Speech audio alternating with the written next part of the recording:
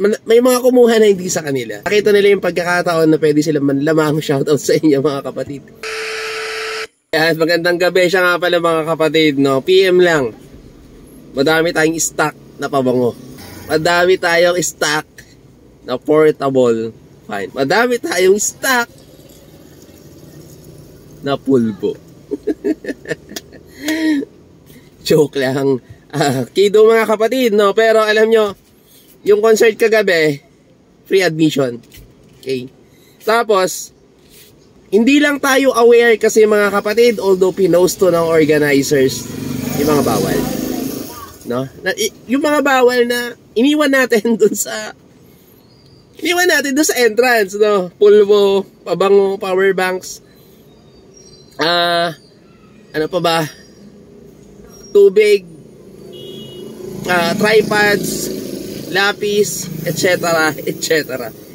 Mga kapatid, ang bagay na iniwan mo ay wala kang claim stub, wag kang umasa na makukuha mo pa.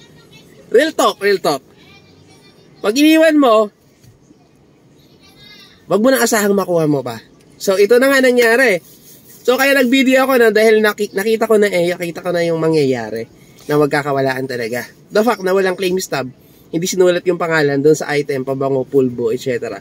Magkakawalaan. Of course, shout out sa mga kumuha ng di sa kanila. Grabe. Ikaw din, lapit na katapusan ng mundo. Ayun nga. Madaming nawalaan. I mean, may mga kumuha na hindi sa kanila. Nakita nila yung pagkakataon na pwede sila manlamang. Shout out sa inyo mga kapatid. Mabuhay kayo. Bad. So ayan mga kapatid, no, pasensya na sa mga nawalan. Rest in peace sa mga nawalan, no. Pero dapat naisip natin, no, pasok ako dito walang claim stub, baka mawala yung item ko, uwi na lang ako. Pero mas pinili kasi natin na pumasok, ni-risk natin yung gamit natin. So una pa lang alam na natin na malaki yung posibilidad na hindi natin makuha. So pumasok tayo. So wag na sana tayong magsisihan pa. Actually, sinabi ko naman sa video ko nung kumukuha ako na sana nagkaroon sila ng pandikit, no? Tapos yung pwede sulatan ng pangalan dun sa item before i-deposit, no?